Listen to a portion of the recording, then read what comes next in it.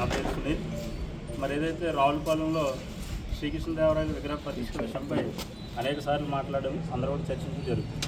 అయితే అక్కడ విషయంలో శ్రీకృష్ణదేవరాయ విగ్రహం పెట్టడం అనేది దళితుల ఎవరికి కూడా అభ్యంతరకరం లేదు.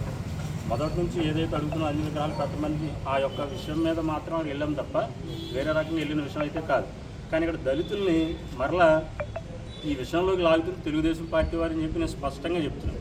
కారణం ఏంటనంటే ఈ విషయానికి సంబంధించి అక్కడ విగ్రహ ప్రతిష్ఠ విషయంలో 9 మందిపై కేసు నమోదైంది. 9 మంది మీద కేసు నమోదైతే 6 దళితులు కేసులో పెట్టారు.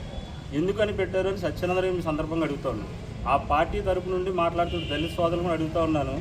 మరి దళితులు వెళ్తున్నారు, జగరెడ్డి గారు మద్దతు ఇస్తున్నారు, లేకపోతే ఇదన్నప్పుడు సంబంధం లేని విషయంలో తీసుకొచ్చి దేవరాయల విగ్రహ ప్రతిష్ఠ విషయంలో 6 దళితులపై కేసు ఎందుకు పెట్టారని చెప్పి ఆ దళిత నాయకుల్ని తెలుగుదేశం పార్టీ సత్యనందరావుని అడుగుతా ఉన్నాను. వాస్తవానికి అక్కడ పంచాయతీ పర్మిషన్ కానీ సుప్రీంకోర్టు ఇచ్చిన పర్మిషన్స్ కానీ ఏదైతే రోడ్ల మధ్యన పెట్టొద్దన్నారో దాని గురించి అని చెప్పి అక్కడ పెట్టడానికి లేదని చెప్పి జగరెడ్డి గారికి చెప్పడం జరిగింది తప్ప ఏ విగ్రహాలకి మేము వ్యతిరేకం కాదు. అన్ని విగ్రహాలు పెట్టచ్చు. ఎవరి విగ్రహాలు పెట్టుకుని అందరం కూడా సపోర్ట్ చేయడానికి సిద్ధంగా ఉన్నాం. మరీ ముఖ్యంగా ఏం అడుగుతున్నానంటే గవర్నమెంట్ జగన్ గారి గవర్నమెంట్ ఉన్నప్పుడు ఈ జిల్లాకి అంబేద్కర్ కోనసీమ జిల్లాగా నామకరణం చేశారు. మరి చేసిన తర్వాత అనేక సార్లు మేము కూడా ప్రయత్నం చేసాం.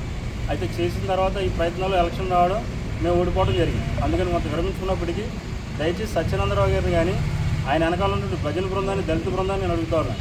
ఏదైతే మరి ముఖద్వారం మీద కోనసీమ ఉందో దాని మీద అంబేద్కర్ కోనసీమ జిల్లాగా పేరు రాయిపిస్తే చాలని చెప్పి ఈ సందర్భంగా అడిగి సెలవు తీసుకుంటాను.